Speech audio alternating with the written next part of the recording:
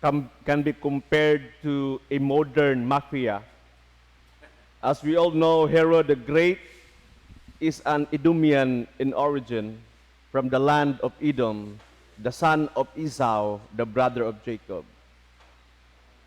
He's like a modern mafia because of his suspicions.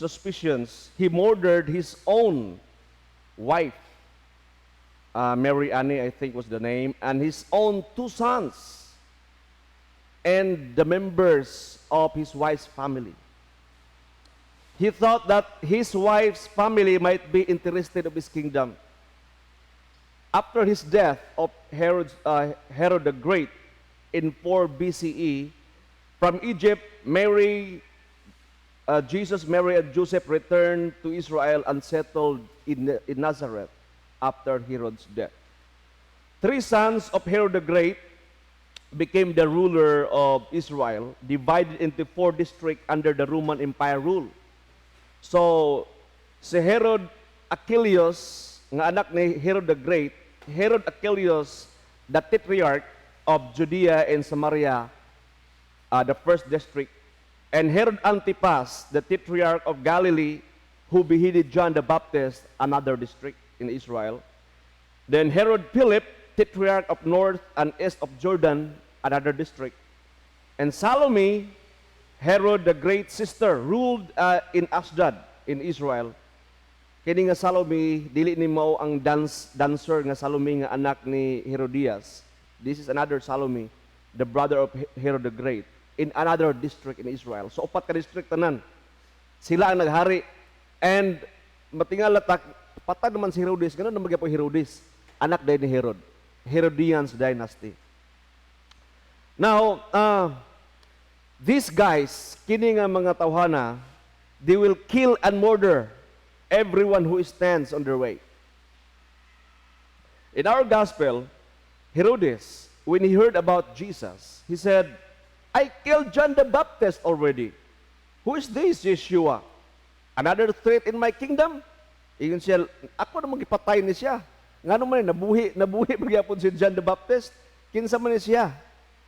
So, tingala kay si Herod when he heard about Jesus. Herod is paranoid of John's opposition with his new wife Herodias, who is the wife of his brother Philip. Kay si John the Baptist manggod, nag-oppose gini siya kang Herodes.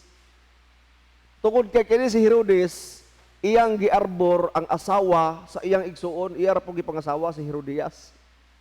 That is why he really hates John the Baptist, and another opposition and another confrontation. Ingon siya, is there another prophet who would confront me? And I really hate that. As we can see, it was the wife of Herod who makes him looks bad. Nga naman, kung nakadumdum ta sa istorya, during a certain party in his kingdom, kang Herodes, Salome was dancing and he was so pleased. Asawa, actually si Salome, anak siya dili siya anak ni Herodes nga Antipas. Anak siya ni Herodias ug ni Herod Philip.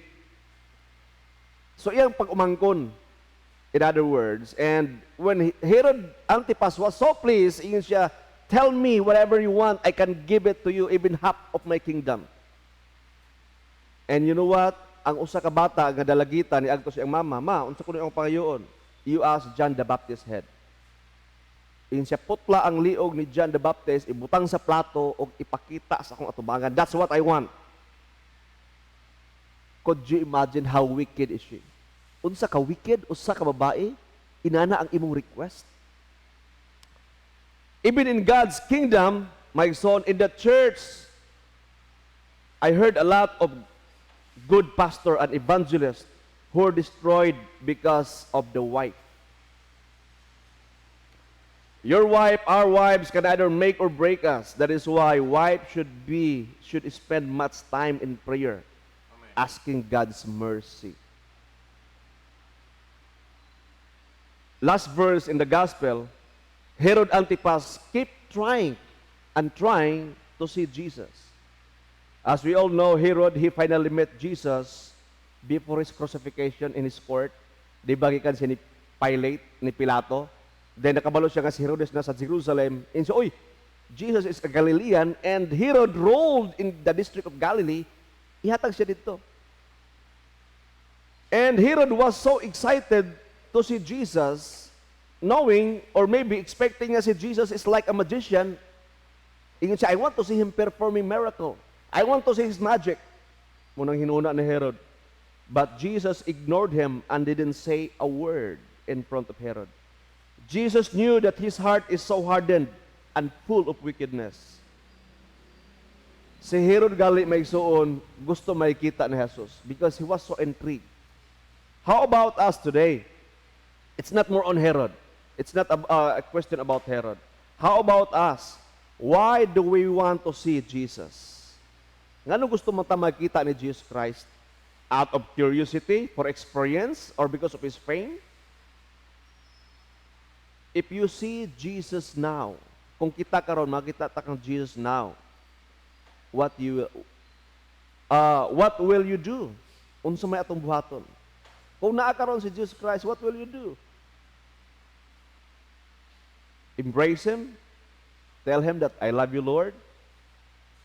Tell him that don't go away, Lord. Come into my life. Allow me to enter into heaven. Unsa ito isulti? Kung unsa man na ang atong gusto isulti, do it now. Isaiah 55 verse 6, it says, seek the Lord while he may be found. Call him while he is near. Please stand.